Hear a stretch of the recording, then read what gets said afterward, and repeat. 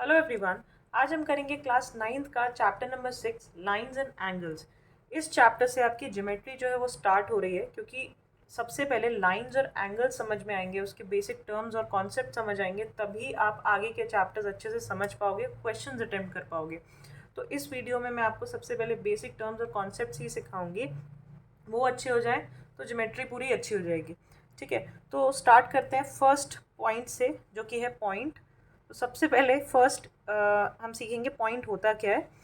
Point एक ऐसी location है, एग्जैक्ट लोकेशन। ठीक है, एक डॉट बना रही हूँ मैं कहीं पे किसी भी जगह में, और आप एग्जैक्टली बता सकते हो कि मैंने वो डॉट कहाँ पे बनाई है। तो उस पॉइंट मतलब उस एग्जैक्ट लोकेशन को पॉइंट कहते हैं। ठीक है, और इस पॉइंट को हम कैसे डिनोट करेंगे। लेट्स से ये पॉइंट है, इसका नाम दे देते हैं ए बी सी डी। आपके पास जेड तक लेटर्स हैं, आप कोई भी लेटर यूज़ कर सकते हो।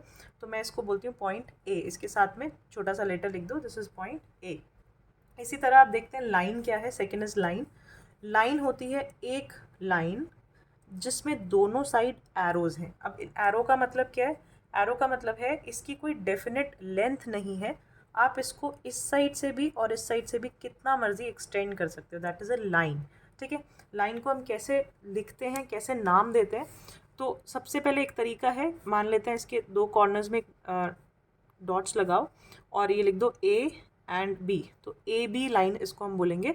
इसके अलावा इसको हम ऐसे भी लिख सकते हैं, जैसे मैंने इसको बोला दिस इज़ लाइन एल, मतलब ये पूरी लाइन का एक साइड में एक लेटर लिख दिया, this is line L.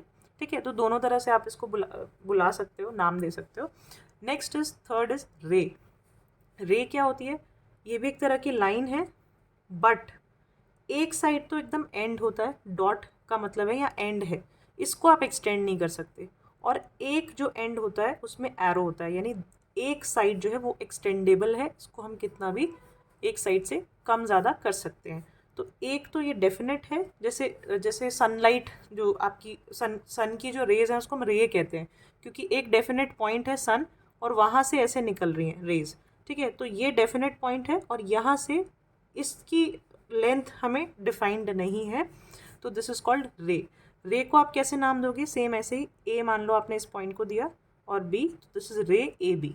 Right, आगे बढ़ते हैं। Line segment. सेगमेंट का मतलब होता है हिस्सा। तो अगर मैंने एक लाइन बनाई है, ठीक है, मान लेते हैं लाइन है और ये कितनी भी एक्सटेंड हो सकती है दोनों साइड से, दिस इज कॉल्ड लाइन। अभी हमने सेकेंड पॉइंट में पढ़ा। अब मैं इस लाइन में से यहाँ से लेकर यहाँ तक एक पार्ट कट करके इधर निकाल देती हूँ। ये पार्ट मैंने कट किया और यहाँ बना दिया। ठीक है, तो दोनों साइड डेफिनेट स्टॉप्स है, मतलब इसको हम डेफिनेट लेंथ है इसकी, इसको हम एक्सटेंड नहीं कर सकते। और ये जो पार्ट है ना, हिस्सा, इस पूरी लाइन का एक पर्टिकुलर हिस्सा जिसकी एक वेल डिफाइंड लेंथ है, इसको मैं बोलूँगी सेगमेंट, लाइन सेगमेंट। ये लाइन का सेगमेंट है। ठीक है, सो इसको भी ऐसे नाम दे सकते हैं A B. A B is a line segment. क्या खास बात है, इसकी डेफिनेट लेंथ होती है, मान लेते हैं 5 सेंटीमीटर मैंने कट किया और इधर निकाल दिया, तो this is called line segment. ये लाइन थी, उसका एक हिस्सा बाहर निकाला, line segment A B. Right, तो दोनों पॉइंट्स इसके दोनों में एरोज नहीं होते, एंड पॉइंट्स होते हैं। ठीक है, आगे बढ़ते हैं। Collinear and non collinear points. इसके लिए एक एग्जाम्पल समझो कि कोलिनियर, को लीनियर, लाइन वर्ड से बना है कोलिनियर शब्द। तो लाइन से बना है, इसका मतलब हम क्या निकाल सकते हैं कि अगर मैं यहाँ पे मान लेते हैं 3 पॉइंट ऐसे लगा रही हूँ, 3 या 3 से ज़्यादा भी हो सकते हैं। ठीक है, 3 पॉइंट्स मैंने ऐसे मार्क किए, जिनको अगर मैं ज्वाइन कर रही हूँ तो एक स्ट्रेट लाइन बन रही है। ठीक है, एक स्ट्रेट लाइन बन रही है। तो इन तीनों पॉइंट को मान लेते हैं, ये ए है, ये बी है और ये सी है। तो ए बी सी जो है वो कोलिनियर पॉइंट्स होंगे। कोलिनियर पॉइंट मतलब एक लाइन बना रहे हैं। अब यही पॉइंट्स मान लेते हैं, मैंने एक यहाँ लगाया, एक यहाँ लगाया और एक यहाँ लगाया। अब मैं इसको अगर ज्वाइन करूँगी तो कोई भी एक ऐसा तरीका नहीं है जिससे मैं इसको सीधा ज्वाइन कर सकती हूँ। ठीक है, तीनों पॉइंट सीधी लाइन में नहीं आएंगे, ये कर्व्ड लाइन होगी या दो लाइंस बनेंगी। तो ये जो है, जो एक लाइन में नहीं आ रहे हैं, चार भी हो सकते हैं, देखो ये लाइन में नहीं आ रहे हैं। राइट, एक स्ट्रेट लाइन बननी चाहिए। तो स्ट्रेट लाइन में जो पॉइंट्स आ रहे हैं उनको हम कोलिनियर कहते हैं, और जो स्ट्रेट लाइन में नहीं आ रहे हैं उनको हम नॉन कोलिनियर कहते हैं। ठीक है, आगे बढ़ते हैं। 6 इज एंगल। एंगल क्या होता है भाई, एंगल क्या है, एक पॉइंट से, एक सर्टेन पॉइंट से दो रेज निकल रही हैं। रे अभी हमने पढ़ा है थर्ड में, रे क्या होती है, एक एंड पॉइंट है और बाकी एक्सटेंडेबल पॉइंट है, ठीक है।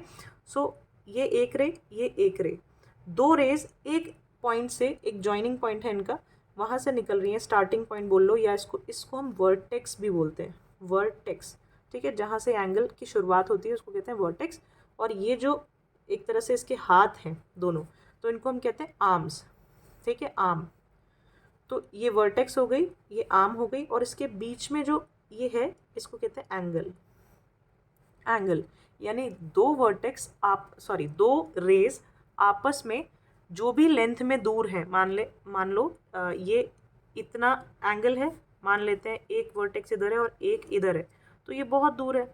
तो जितना इनके बीच में गैप है, इस गैप को, दो रेज के बीच में जितना गैप है उसको एंगल कहते हैं, ठीक है। और ये एंगल हम डिग्री से डिनोट करते हैं। अब इस एंगल को जैसे मान लेते हैं कि नाम कैसे देना है, तो ये आपका ये पॉइंट ए, ये पॉइंट मान लेते हैं ओ, और ये पॉइंट हो गया बी। तो मैं इस एंगल को नाम दूंगी ए ओ बी। जो सेंटर पॉइंट है, जो मीटिंग पॉइंट है, जो वर्टेक्स है, उसको हम सेंटर में लिखेंगे। तो या तो मैं इसको लिखूंगी एंगल ए ओ बी, या मैं लिखूंगी एंगल बी ओ ए, दोनों एक ही बात है। This is the sign of angle.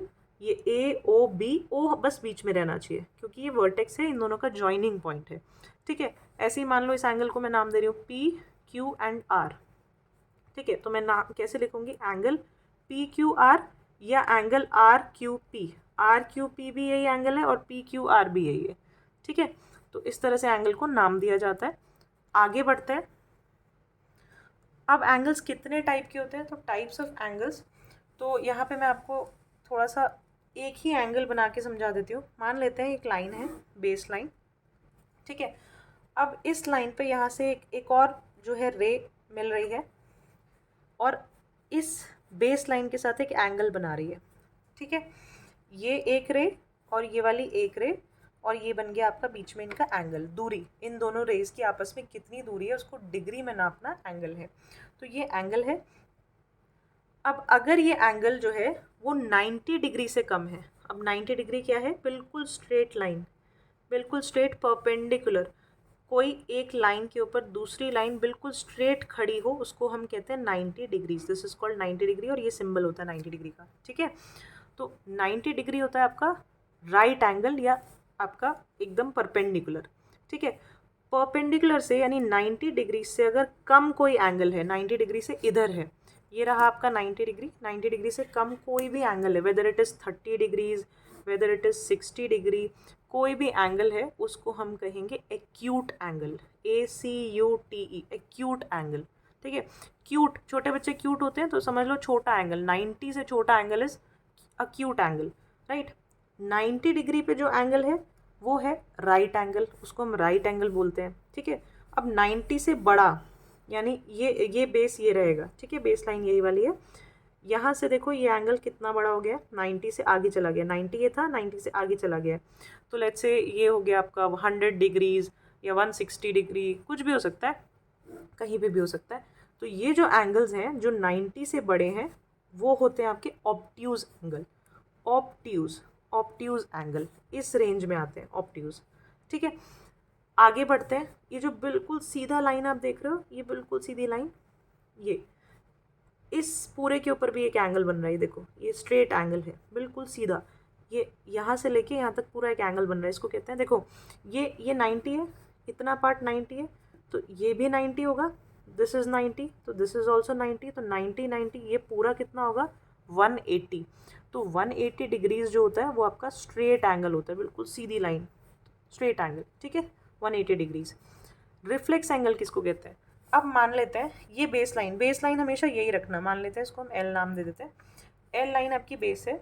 अब रिफ्लेक्स का मतलब है इस 180 से भी आगे चला गया एंगल, ये एंगल आपका ऐसे हो गया, this is called reflex angle, ठीक है।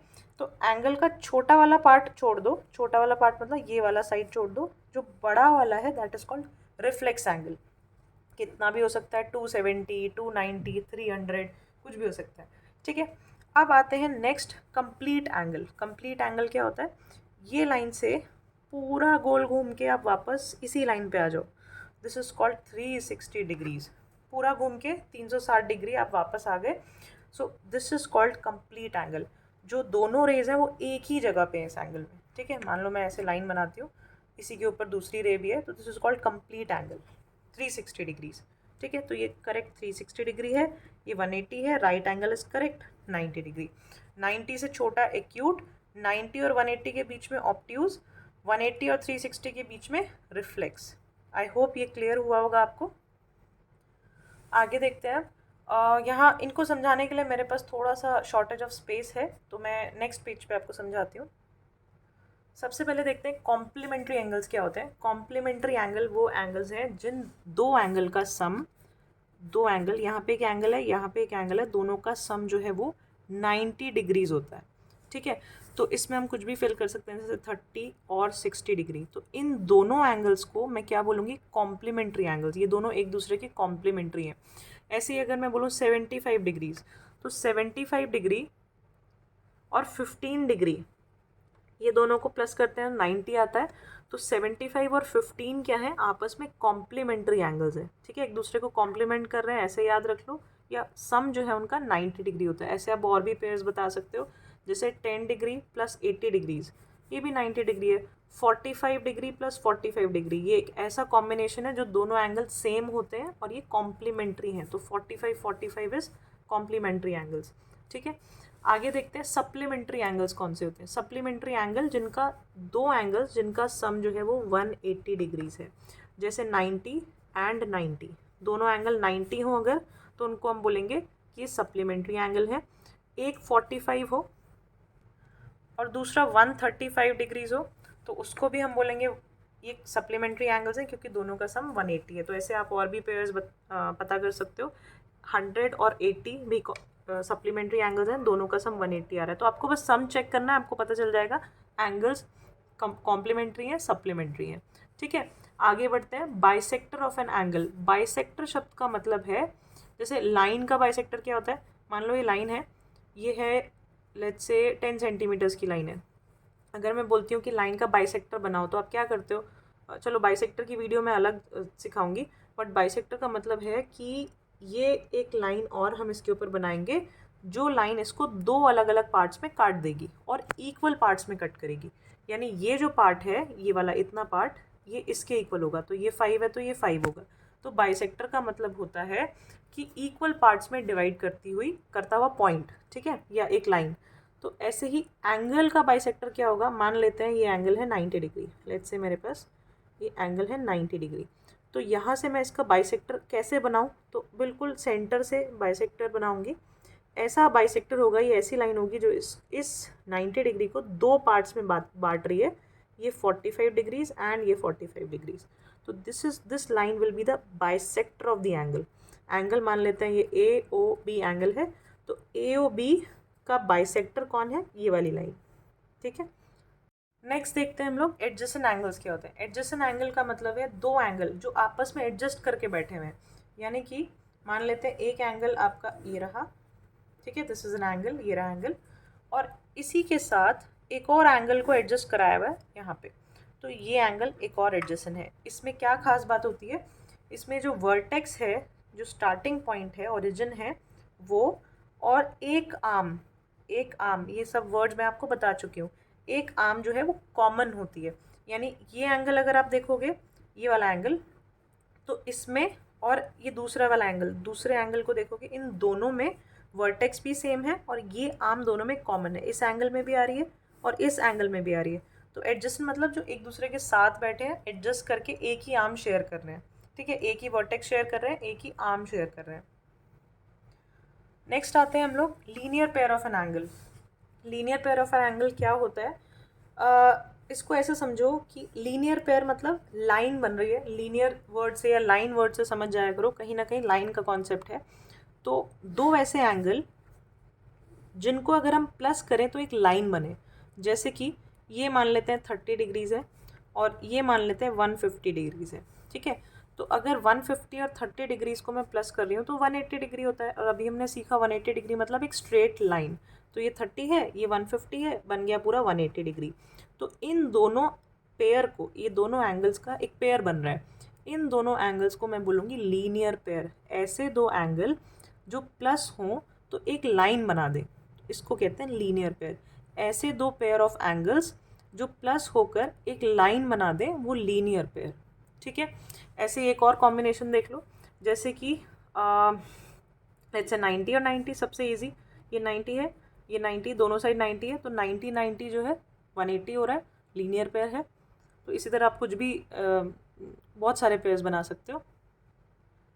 नेक्स्ट देखते हैं हम लोग vertically opposite angle. Vertically opposite angle क्या होता है? मान लेते हैं यहाँ पे एक लाइन है और यहाँ एक और लाइन इसको काटती हुई जा रही है। तो दो लाइन जब एक दूसरे को काटती हैं उनको कहते हैं इंटरसेक्टिंग लाइन, इंटरसेक्टिंग लाइंस। ठीक है, और जिस पॉइंट पे कट करती हैं उसको कहते हैं point of intersection, point of intersection. ठीक है, इंटरसेक्शन। अब ध्यान से सुनना, ये दो लाइंस, अब इस दो लाइन को जब कट रही है तो बहुत सारे एंगल्स क्रिएट हो रहे हैं। कौन कौन से? देखो, एक ये रहा एंगल, ये दो लाइंस, अगर मैं इतने ही पार्ट को देखूं तो ये एंगल है।